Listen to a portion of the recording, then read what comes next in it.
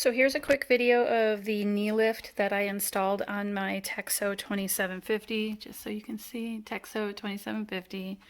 The 2750 Pro and the 2750 are the same machine. It's just the accessories that make it a Pro or not Pro. The TechSew 2750 is in the same class as a Juki 341, the Cobra Class 26. They're all the same core machine, just made through different manufacturers and maybe different factories, mostly in China. The machine does not come with a knee lift. It actually had a foot pedal that was down here. I actually just took the pedal off, so that's why it's dirty.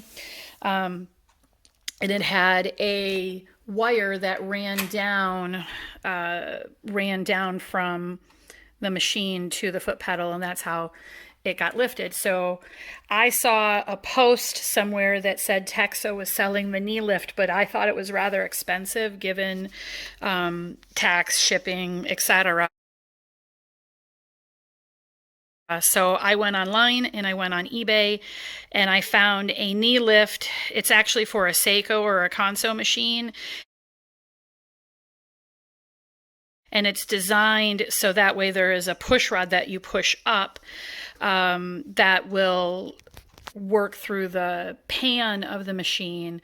But since my machine doesn't have anything that you can push up to cause the foot lift, the presser foot to go up, I figured through looking around, maybe I could find something else. And I saw a picture on leatherworker.net or something along those lines, where somebody had posted a picture of a Atlas 341, which again is the same machine as my TechSew 2750 essentially, and it had a knee lift similar to this. So I looked at that picture and then I went on eBay and this is what I found. Again, the Seiko or Kanso machine. I'll put a link below for what I bought. What I did is, so underneath my machine there is this electrical box, because when I turn on the machine, the light turns on, this laser thing that used to be on the machine turned on, all the things turned on in addition to the machine turning on, to the motor turning on. So I didn't want to move this machine or this electrical box, so I figured I had to work around it. Also, I have a speed reducer that I installed on my machine that's down here. So those are things that I can't really move, as well as I just didn't feel like taking the laser box off or the controller off. So I had to work around it. And what I did is I figured out a good place to install these two brackets. So this one here, this V-shaped bracket, and then there's another one in the back over here. And I installed this one first. It's basically centered right over this attachment hole. This is for the table that the machine came with that, as you all know, I don't use. So it's sort of centered, mostly centered on there.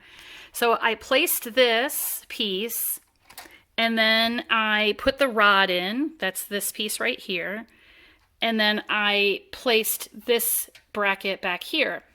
And I marked the holes for these. So this, and this were all sort of connected. And I marked the holes where I could pre-drill and then drill, and then screw the screws in. So, once I got the drilling done, the pre-drill holes, the smaller holes, I screwed in this bracket in place. And then I put these three brackets on the rod. I have no idea what these pieces are called, except I know that this one is what you use to attach the knee lift. This one looks to be a sort of locking bracket, because it's got a little notch out here on the one side. I don't really know what it's called, but I set it up so that way when I push down on the knee lift, it requires both this and the knee lift to move in tandem, which means that this one, if it comes loose, is not likely to affect me while I'm sewing. If the screw here, the positioning screw, locking screw, whatever it's called, came loose, at least this is going to still help push the knee lift, or keep the knee lift moving. So I put this piece, and this piece on the bar. and then I put it in the hole of this V-bracket. Then I put the V-bracket up against the table and I screwed it all in place. So now I've got three metal pieces on the rod with my bracket attached to my table. And all of that is held in place with 4 screws. Okay. So the next step was positioning. I think this is how I did it. I positioned my knee lift, where the knee pad is at. I positioned this so that way it would move and not have any interference with this electrical box. If you don't have this electrical box, you'll have a little bit more freedom. But I wanted to make sure that I could turn it all the way without there being any interference. So I positioned this in place.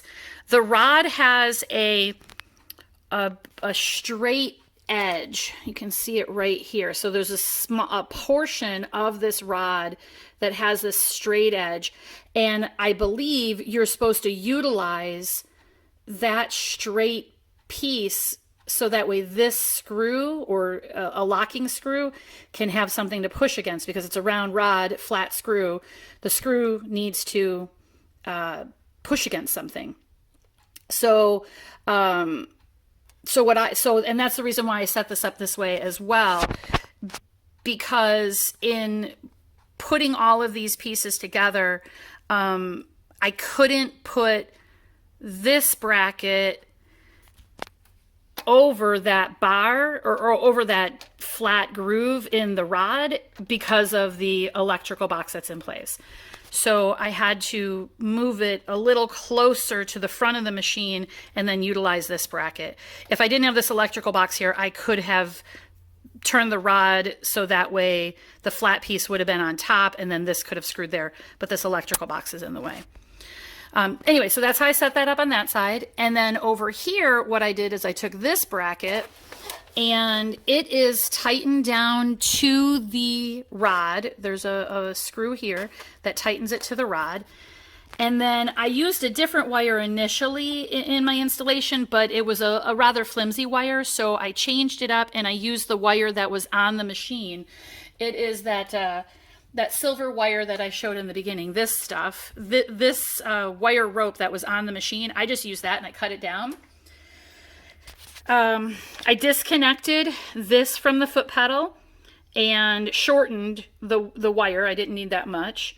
And what I did is I put it in, well, I should say in this bracket, there's a hole that goes all the way through the top. So from the top all the way to the bottom, it's a complete channel.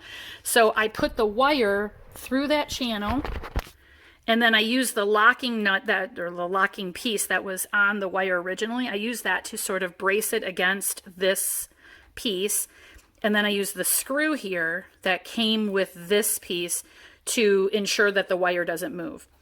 So that's the whole setup below the machine, and you can see it all moves. So when I push it with my knee, the wire, this wire here turns forward, and when it does that, it causes the knee lift to go up. So you can see,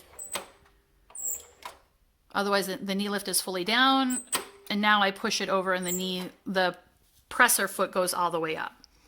And I'll show you what I did on the upper part of the machine here in a minute.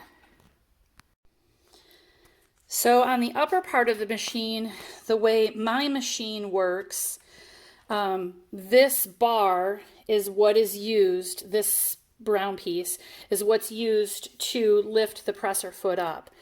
So there is that silver wire, that's this right here, and this is what came with the machine. I didn't cut it down all the way just in case I needed to do any adjustments. I wanted to make sure I left myself enough slack in this wire so I could, make more adjustments as necessary.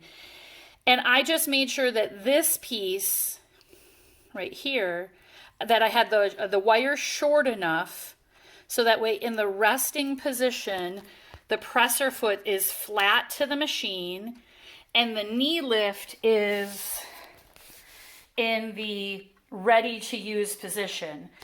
That meaning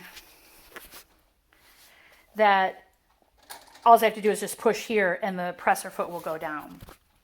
So the knee lift is in the ready to lift position, or the ready to use position. The foot is down and this wire is taut. So you can see, I mean, it's got some flex, but it's taut. And what happens when I push on the knee lift, then the knee lift causes this wire to go down and then the foot will go up. So this lever goes down and then the foot goes up. You can see it. And that's what we're simulating by using the bracket and the wire. Eventually I'm going to cut this wire down because I won't need it. But for now I'm going to leave it there just to make sure that I have the slack necessary. To adjust, to allow this wire to flow through this piece, I'm not sure again what these parts are called. There is a set screw inside here, and you need a small Allen wrench to open that set screw to take it out so that way this wire can flow through. If your machine is like mine, the wire that was on my 2750, it was pretty tight in there, so I had to cut it. But because there was so much length between the original setup and what I had now, it was fine. I really just cut the bottom one, and then the top one I was able to loosen without any fuss. The bottom one was really, really tough though. And that's how I set up and installed a knee lift on my TechSew 2750. This is a massive improvement, and for this reason, I can't imagine why anybody would purchase the 4800, because the only real advantage that I saw on it was the fact that the 4800 had a knee lift, and now so does my TechSew 2750. Thanks so much, and I hope you have a great day. Thanks.